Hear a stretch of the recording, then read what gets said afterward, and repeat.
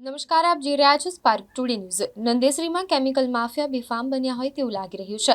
નંદેસરી ઔદ્યોગિક વસાહતની વરસાદી કાસમાં લાખો લીટર કેમિકલ વેસ્ટ પ્રવાહી છોડ્યું। આજરોજ નંદેસરીના સિંહાકુઈ વિસ્તારમાંથી પસાર થઈ રહેલા વરસાદી પાણી નીકાળવાની ખુલ્લી જગ્યા ખૂબ જ મોટી માત્રામાં વેસ્ટ કેમિકલયુક્ત પ્રવાહી મિની નદીમાં જઈ રહ્યું હતું। વરસાદી ઋતુ એટલે નંદેસરીના અમુક કેમિકલ વેસ્ટ છોડનારાઓ માટે ઘી કેળા સમાન। વડોદરાની નંદેસરી ઔદ્યોગિક વસાહતમાંથી કેટલીક કેમિકલ કંપનીઓ દ્વારા બેરોકટોક કેમિકલ વેસ્ટ પ્રવાહી વરસાદ પડતાની સાથે ખુલ્લી કાસોમાં છોડી દેવામાં આવે છે। આ વેસ્ટ પ્રવાહી સીધું મિની નદીમાં જાય છે, જેના લીધે મિની નદી પ્રદૂષિત થઈ છે। આ મિની નદી મહીસાગર નદીમાં ભળે છે, જેથી મિની નદીનું વેસ્ટ કેમિકલયુક્ત દૂષિત પ્રવાહી મહીસાગર નદીમાં ભળીને મહીસાગર નદીના પાણીને પણ દૂષિત કરી રહ્યું છે।